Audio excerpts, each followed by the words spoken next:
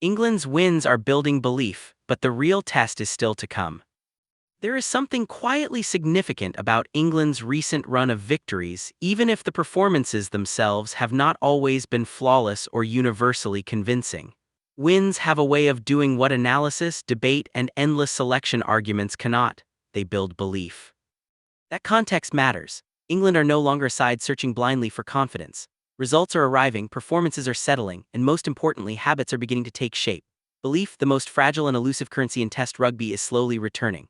The more interesting question now is not whether England are improving, because they clearly are, but whether this emerging belief will hold when the game stops behaving and pressure becomes unavoidable. Winning helps, of course, but belief forged through victories alone is conditional. It comes with a safety net. The real examination arrives when that net is removed. Belief is built in discomfort, not comfort. At test level, talent gets you into contests. Belief keeps you in them when momentum shifts. England's player pool remains deep, athletic, and technically sound, and recent wins have quietened much of the noise that once seeped into decision-making. The benefits are already visible. England start matches with greater calm, their attacking and defensive shape holds for longer, and anxiety is less obvious when early plans misfire.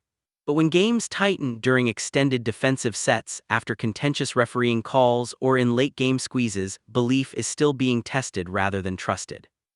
Communication grows louder, leadership becomes more visible but not always more decisive, and emotion occasionally leaks into places where it offers little benefit.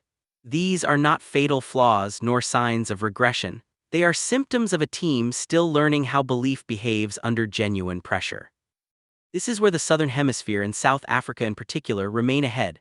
Their belief does not rely on momentum or scoreboard reassurance. They expect matches to tight. They expect suffering. When those moments arrive, belief does not flicker, it settles. Focus narrows, tasks simplify, and decision-making remains consistent. Belief there is behavioral rather than emotional. England are moving in that direction, but they are not yet living it. Ireland show the pathway. Ireland provide the clearest Northern Hemisphere example of how belief can be constructed rather than hoped for. Their rise was not sudden, nor was it built solely in national team camps.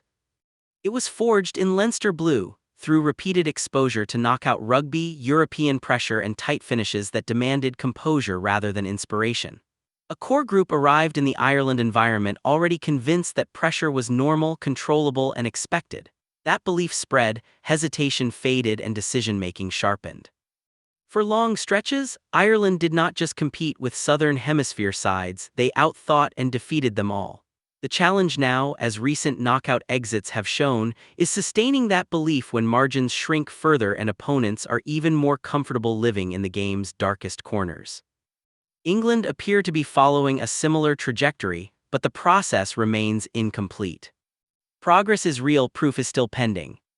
England are no longer searching for belief from scratch, and the recent winning run has ensured that.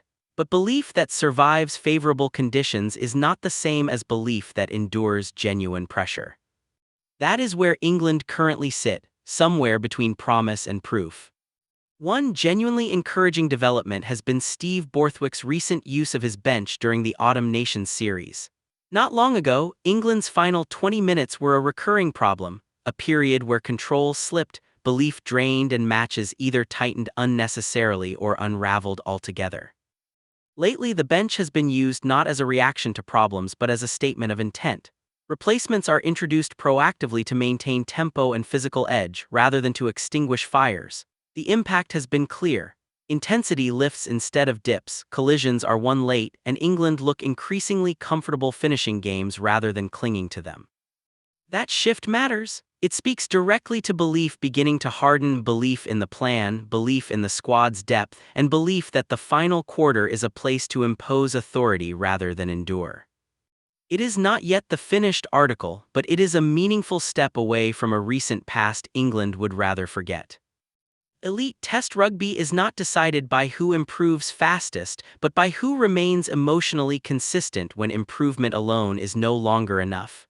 England are moving in the right direction and the wins matter. Belief is growing. The only remaining question is whether it will still be there when reassurance disappears, margins tighten, and the moment truly turns.